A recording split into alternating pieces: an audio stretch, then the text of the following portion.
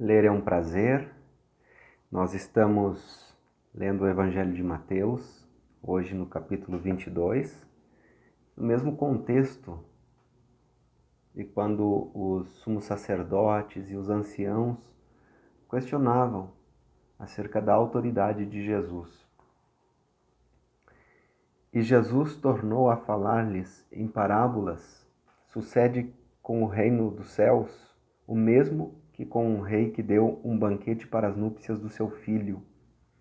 Ele mandou seus servos chamarem os convidados às núpcias, mas eles não quiseram vir.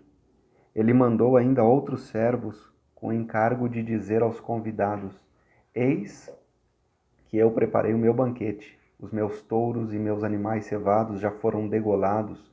Tudo está pronto, vinde às núpcias. Mas eles, sem fazer caso, foram-se, um para o seu campo, outro para seu negócio. Os outros, agarrando os servos, maltrataram-nos e os mataram. O rei enfureceu-se e enviou suas tropas, fez perecer os assassinos e incendiou-lhes a cidade. Então ele disse a seus servos: O banquete está preparado, mas os convidados não eram dignos dele. E depois, às saídas dos caminhos, e convocai para o banquete todos aqueles que encontrardes. Estes servos partiram pelos caminhos e reuniram todos os que encontraram, maus e bons. E a sala do banquete ficou cheia de convivas. Tendo entrado para observar os convivas, o rei avistou ali um homem que não trajava a veste nupcial. Meu amigo, disse-lhe, como entraste aqui sem a veste nupcial? Ele ficou calado. Então o rei disse aos servidores: Lançai-o de pés e mãos atados nas trevas. Fora, lá haverá choro e ranger de dentes, pois a multidão é chamada, mas poucos são os eleitos.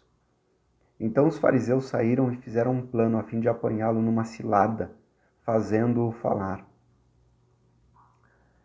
Enviaram-lhe e enviam-lhe seus discípulos com os herodianos para lhe dizer: Mestre, sabemos que és sincero e ensinas os caminhos de Deus com toda a verdade, sem deixar-te influenciar por quem quer que seja, pois não fazes acepção de pessoas. Dize-nos, pois, qual é o teu parecer? É permitido pagar o tributo a César, sim ou não?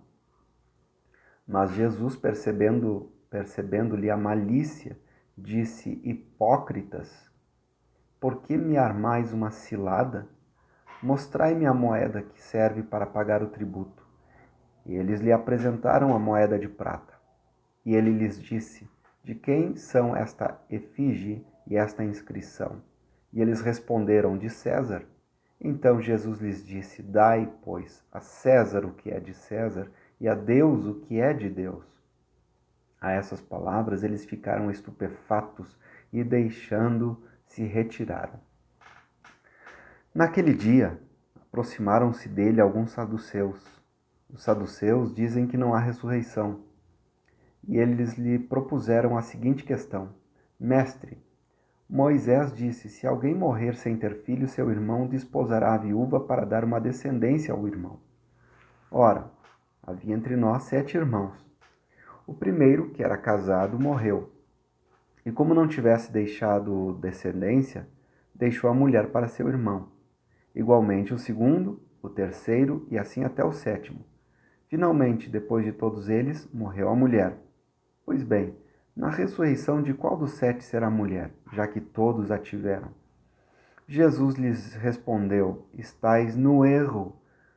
Estais no erro, porque não conheceis nem as Escrituras, nem o poder de Deus. De fato, na ressurreição, as pessoas não casam nem são dadas em casamento. São como anjos no céu. E quanto à ressurreição dos mortos, não lestes a palavra que Deus vos disse? Eu sou o Deus de Abraão, o Deus de Isaac e o Deus de Jacó? Ora, ele não é o Deus dos mortos, mas dos vivos. Ao ouvirem isto, as multidões ficavam impressionadas com o seu ensinamento. Ao saberem que ele fechara a boca dos saduceus, os fariseus reuniram-se.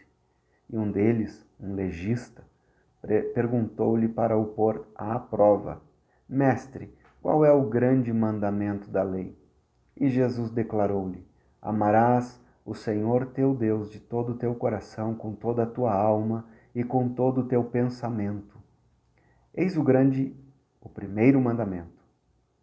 Um segundo é igualmente importante: amarás o teu próximo como a ti mesmo. Desses dois mandamentos dependem toda a lei e os profetas. Estando os fariseus reunidos, Jesus lhes fez a seguinte pergunta: que lhes parece a respeito do Messias? De quem é ele filho?